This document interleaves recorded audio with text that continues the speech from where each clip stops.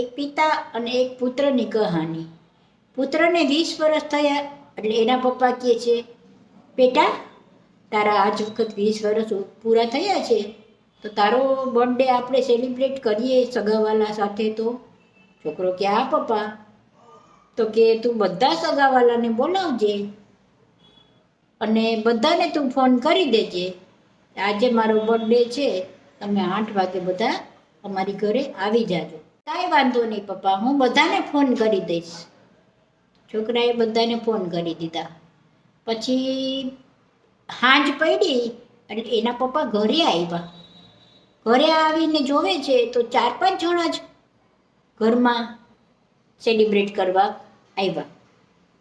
છોકરાના પપ્પા કહે, બેટા મેં તને નહોતું કીધું કે તું બધા સગાવાલાને ફોન કરજે, અને આ 4-5 જણા જ કેમ આવ્યા છે? છોકરાએ પછી સરસ જવાબ આપ્યો, પપ્પા મેં બધાને ફોન કર્યા હતા, પણ ફોન મેં એવો કર્યો હતો કે અમે બધા ઘરમાં મુસીબતમાં છીએ, અમારે સાથ સરકારની જરૂર છે, અમારે થોડીક રૂપિયાની જરૂર છે, તો અમારી ઘરે તમે 8 વાગે આવજો ને. પપ્પા મેં એવો ફોન કર્યો હતો. આ જે 4-5 જણા આવ્યા છે ને એને પણ મેં એવો જ ફોન કર્યો હતો. આ જે 4-5 જણા આવ્યા છે ને એની સાથે જ આપણે મનાવો બર્થડે. હવે એ કે દુઃખમાંય આપણા સાથ દેશે અને આ સુખમાંય સાથ દેશે. બાકી બધાને મેં ફોન એવા જ કર્યા હતા, એમાંથી કોઈ ન આવ્યું. એટલે ઓલું ગીત છે ને, સુખ કે સબ સાથી દુઃખ મેં ન કોઈ. અત્યારે બધાને સુખમાં જ સાથ દે છે, બાકી દુઃખમાં તો સલાહ જ આપે છે. દુઃખમાં કાંઈ ખબર ન પડે.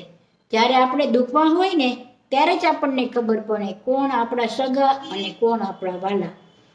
એક પિતા અને એક પુત્રની કહાની. પુત્રને 20 વર્ષ થયા એટલે એના પપ્પા કહે છે, બેટા તારા આજ વખત 20 વર્ષ પૂરા થયા છે તો તારો બર્થડે આપણે સેલિબ્રેટ કરીએ સગાવાલા સાથે. તો છોકરો કે હા પપ્પા. તો કે તું બધા સગાવાલાને બોલાવજે અને બધાને તું ફોન કરી દેજે, આજે મારો બર્થડે છે, તમે 8 વાગે બધા અમારી ઘરે આવી જાજો. કાંઈ વાંધો નહીં પપ્પા, હું બધાને ફોન કરી દઈશ. છોકરાએ બધાને ફોન કરી દીધા. પછી સાંજ પડી એટલે એના પપ્પા ઘરે આવ્યા. ઘરે આવીને જોવે છે તો 4-5 જણા જ ઘરમાં સેલિબ્રેટ